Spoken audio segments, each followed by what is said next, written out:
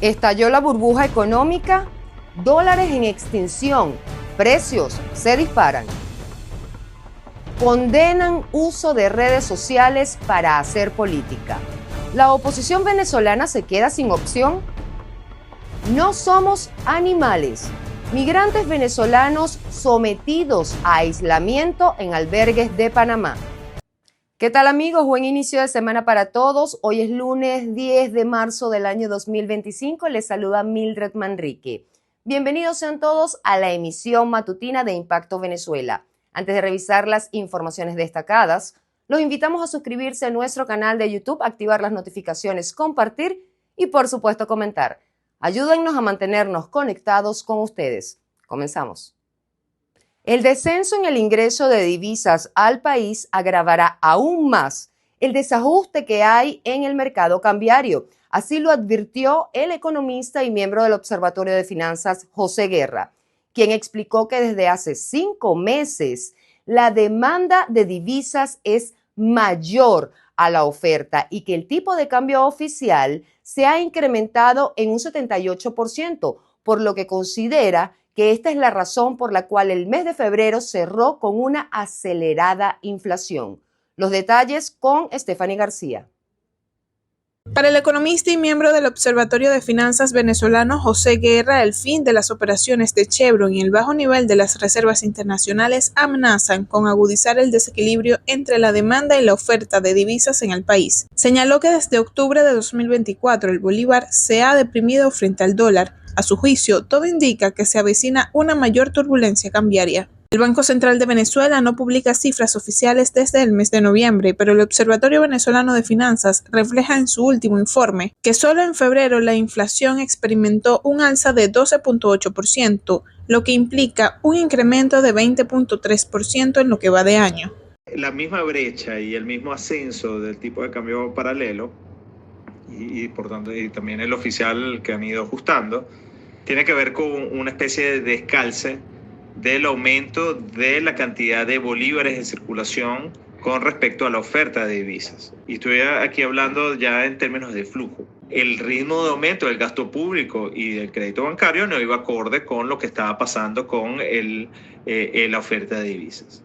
Y ese descalce te provoca lo que estamos viendo en el mercado cambiario y que esa incidencia, ese aumento del tipo de cambio, tanto paralelo como el oficial, tiene una incidencia directa en la inflación. El también profesor universitario afirmó que esta escasez de divisas, aunada a la mediana paralización que ha sufrido la economía en los últimos meses, puede generar un escenario de estanflación, es decir, un estancamiento de la economía agravado por la inflación. Por eso sugiere que el gobierno debe ajustar gastos públicos y la crisis bancaria. Expresó que por esta razón tanto ciudadanos de a pie como empresarios y comerciantes prefieren resguardar su patrimonio en dólares en vez de bolívares. A medida que la gente vaya recibiendo más bolívares como forma de pago, entonces el impacto que va a tener de estas variaciones de tipo de cambio es mayor, ¿no? La pérdida ¿Qué es la moneda oficial? Debido a que está desplazada por la misma inflación. Allí va a ser mayor. Entonces, ¿qué puede hacer la gente? Bueno, tratar de refugiarse y si le va a sobrar algo de dinero, ponerlo en dólares. O la otra alternativa, que creo que es la que más utiliza la gente, es dinero que entre en bolívares, gastarlo prácticamente inmediatamente. El experto en economía apuntó que para el mes de marzo se espera una tasa de inflación parecida o mayor a la que se ha registrado en los últimos 2 meses, por lo que aconsejó a los ciudadanos prepararse para otra posible caída del bolívar. Reportó para Impacto Venezuela, Stephanie García. Ante el inminente recrudecimiento de la crisis económica, ciudadanos de a pie y comerciantes denuncian que la escasez de divisa va en aumento, mientras que la moneda oficial, es decir, el bolívar, sigue perdiendo valor. Esto es lo que La Calle dice con Natalia Roca. Decidimos hacer un recorrido por las calles de Caracas y conocer cómo está el bolsillo del venezolano, también cómo compran sus productos, si es mejor hacerlo con divisas o con efectivo en bolívares. Conozcamos. El efectivo hay. Lo que no hay es divisa, hay mucha escasez de divisas, no llegan las divisas, no sé por qué razón. Bueno, la situación país también que nos estamos arrastrando, pues. Y bueno, ahí vamos sobreviviendo, dándole el paso a paso. ¿Te sale más barato comprar en dólares, en divisas o en bolívares? En bolívares. Ya, Sí, cuéntame un sale poco. más económico, claro, con el aumento que hay a diario del bolívar. Creo que lo más conveniente en el mercado es vender y pagar en bolívares, porque le sacas algo más al dólar, pues. ¿Cómo percibes tú la situación económica en el país? Bastante mal. He trabajado bastante, pero bueno, estoy sobreviviendo poco a poco. ¿Cuántos trabajos tiene que tener el venezolano para sobrevivir? Por lo menos 2, que gane bien, pues, porque de nada serviría tener 2 trabajos y sigan ganando poco. ¿Qué piensa el economista Aaron Olmos? Dada la situación de precios que tenemos en Venezuela, el tipo de cambio y la distorsión generalmente está en divisas, ¿no? El especialista en economía piensa que si todos los venezolanos se rigieran bajo las normas del Banco Central de Venezuela, todo sería mucho mejor. Desde Caracas, Natalia Roca, somos Impacto Venezuela. Es momento de la pregunta del día. De lunes a viernes la consiguen en todas nuestras plataformas digitales. La de hoy es la siguiente. Los venezolanos cada día enfrentan nuevos retos en materia económica en un país en donde su moneda, el bolívar, está cada vez más devaluado y también donde en algunos lugares hay una especie de burbuja de la que pocos pueden disfrutar. Batallar contra el alto costo de la vida se hace cada vez más cuesta arriba. Entonces, ¿a qué crees que se debe la escasez de dólares en efectivo? ¿Y cómo resuelves? Argumenta tu respuesta, los comentarios están a tu disposición. Te leemos en la emisión estelar. La oposición liderada por María Corina Machado y Edmundo González Urrutia podría estar jugando sus últimas cartas para lograr un cambio en Venezuela. Sin embargo, analistas sostienen que deben persistir en el reconocimiento de los resultados de la elección presidencial del pasado 28 de julio, pero también advierten que no es viable que la dirigencia continúe haciendo de forma permanente política a través de las redes sociales. El informe con Aymara Alonso.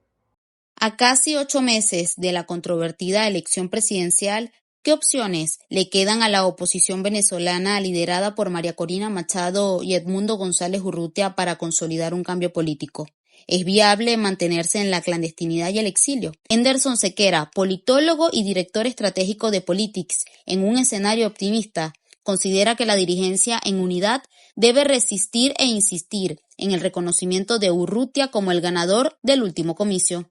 Quien de la oposición se preste para el juego político de la dictadura de Nicolás Maduro, quien se preste simplemente para jugar con sus reglas, no puede llamarse oposición. En este sentido, la verdadera oposición democrática, la oposición en Venezuela que aspira a un cambio, que aspira a tener una transición a la democracia, lo que deben hacer no es prestarse para el juego del chavismo, sino retar al chavismo. Para una oposición con un exilio forzado, cuyo número oficial se desconoce, mantener altas las expectativas ciudadanas se ha vuelto complicado.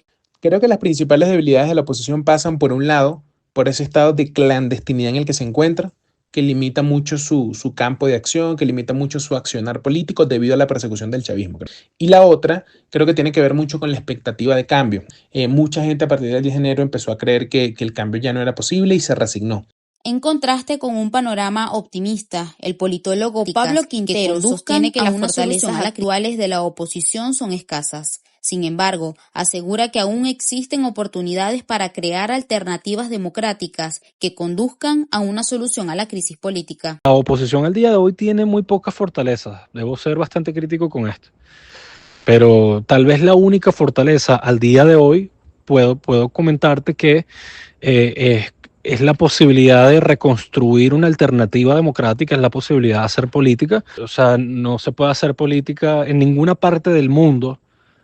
Ninguna oposición puede llega al poder haciendo política solamente por las redes sociales. Eso es una fantasía. Y lamentablemente en este país tú necesitas un trabajo presencial muy fuerte, sobre todo teniendo en cuenta que el uso de las redes sociales es bastante limitado. A pesar de estas dificultades, Sequera recuerda que esta inacción física se debe a la persecución, pero es crucial no perder de vista que hay una dirigencia política comprometida con lograr un cambio. Lo que sí no es sostenible es hacer política por redes sociales sin darle resultados a la gente o sin que la gente perciba que hay resultados reales, que se avanza en la lucha. No obstante, los expertos coinciden en que las alternativas políticas no se han agotado. La esperanza de un cambio sigue viva y es imperativo que la oposición trabaje en conjunto para forjar un camino hacia una Venezuela libre y democrática. Reportó desde Caracas Aymara Alonso para Impacto Venezuela. La batalla entre factores políticos en Venezuela continúa y no se ve fin. ¿Qué opciones quedan? Por un lado, la comunidad internacional sigue presionando a Nicolás Maduro y por la otra, están llamando a negociaciones urgentes con María Corina Machado a pesar del fracaso en Barbados. De este tema conversé en mi programa dominical Cara a Cara con Juan Pablo Guanipa, miembro de la Dirección Nacional del Partido Primero Justicia y también un dirigente que ha acompañado durante todo este tiempo a María Corina Machado. Hoy comparto con ustedes un extracto del contenido. El resto lo pueden ver por aquí mismo, por el canal de YouTube de Impacto Venezuela. Mi conclusión es que todo eso tiene que ver fundamentalmente con Maduro. Repito, es el culpable, el responsable de las sanciones es Nicolás Maduro.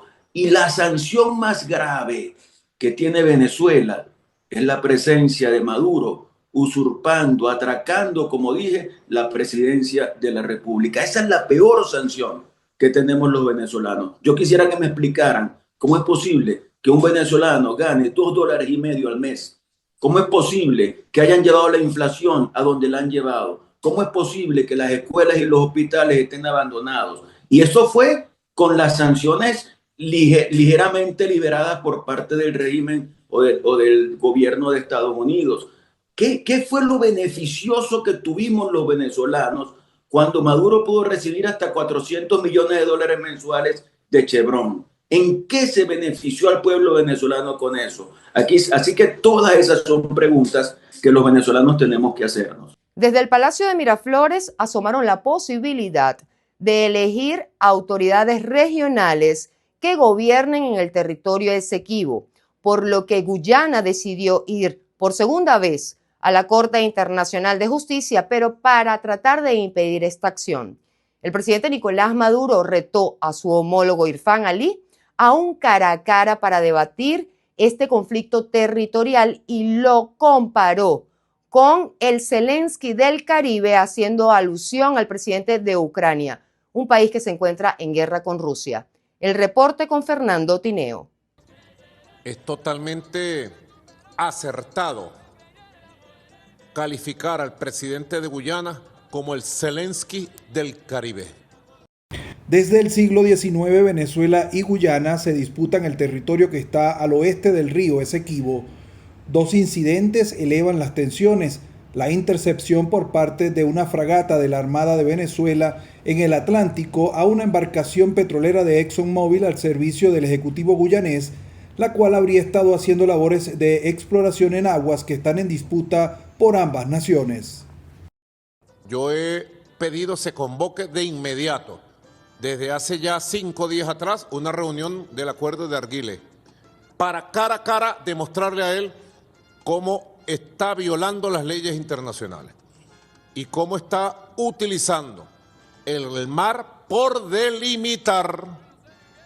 Solo se puede limitar entre dos países que se sientan y acuerdan el mar. Así lo tenemos delimitado con todo el mundo nosotros, en toda la fachada Caribe. Y lo saben los países del Caribe. Con Guyana sencillamente está pendiente. Por su parte, el gobierno de Guyana ha solicitado a la Corte Internacional de Justicia que emita una medida sobre el posible nombramiento por parte de Venezuela de un gobernador en la zona en reclamación. ¿Por qué Guyana está acudiendo en esta oportunidad a la Corte? Porque Guyana argumenta que supuestamente Venezuela se está preparando para adelantar al 25 de mayo una elección de gobernador del estado Guyana Esequiba. Y según Guyana, eso va en contra de sus derechos, habida cuenta pues que ya la Corte ha dicho que al menos la situación al día de hoy, hasta tanto no se emita esa Corte no emita sentencia definitiva, es que Guyana controla y administra el territorio en disputa. Entonces Guyana está diciendo, ojo, están planificando esta elección y eso pudiese violentar mis derechos. De igual forma, el presidente guyanés Irfan Ali señaló en la red social X que Guyana no permitirá que Maduro y Venezuela amenacen o violenten nuestra soberanía e integridad territorial. La Corte Internacional de Justicia debe emitir un fallo sobre si el laudo arbitral de 1899 es válido o no, o si por el contrario, como asegura Venezuela, la controversia debe resolverse según lo especifica el Acuerdo de Ginebra de 1966. Desde Caracas, Fernando Tineo para Impacto Venezuela. Migrantes deportados por Estados Unidos, en su mayoría venezolanos, rechazan el aislamiento al cual los tiene supuestamente sometidos el gobierno de Panamá a cargo de José Raúl Mulino en los hoteles destinados para esta acción. Ellos aseguran que no son animales. Varios migrantes venezolanos se encuentran en las costas del pueblo panameño Miramar a la espera de $260 que le enviarán sus familiares para poder pagar una lancha hasta Colombia y continuar el viaje de regreso a su hogar o a otro país, ya que no lograron llegar a Estados Unidos para cumplir el sueño americano. Asimismo, afirmaron que prefieren dormir en la playa a la intemperie en lugar de los albergues designados por el gobierno. Denunciaron que en estos recintos los tratan como animales. No, porque es que eso no da solución, porque usted se puede imaginar que allá hay más de 4.000 personas encerradas, como que si fuéramos animales. Claro, la comida, nos pueden dar la comida, pero tenerlo encerrado, cállense la boca, te sean acostaditos, te sean aquello. Entonces uno dura un albergue, dura 2 meses, 3 meses, no aguanta. Los migrantes no quisieron acatar el plan anunciado por Panamá, que envía a los migrantes en autobuses que ellos deben pagar a refugios en zonas remotas fronterizas, los cuales son custodiados por policías. También son sometidos a controles biométricos para descartar antecedentes penales. Eso dice que han ayudado a uno, que por mandarte para tu país, eso es lo que hacen ahí, tenerte ahí como si fuera un delincuente o algo. Por otra parte, el ministro de Seguridad, Fran Ábrego, anunció que el gobierno empezará a proceder al cierre paulatino de varios albergues. En lo que va de 2025 han ingresado por la peligrosa selva rumbo al norte apenas 2.600 personas, frente a las 72.000 en el mismo periodo del año anterior. Ojalá que las personas que vienen, o vendrán más necesitadas que yo, que lleguen para que lo ayuden, porque no creas que esta travesía es fácil, es duro. Y uno que viene con hijos, te digo que es duro. Según la administración de José Raúl Mulino, en febrero, más de 2.200 migrantes llegaron a Panamá desde México a pie y autobús en flujo inverso, tras las políticas migratorias aplicadas por la Casa Blanca. Y así llegamos al final de este informativo. Para más visiten www.impactovenezuela.com y nuestras redes sociales @impactove. Soy Mildred Manrique, que tengan un excelente día. Nos vemos mañana.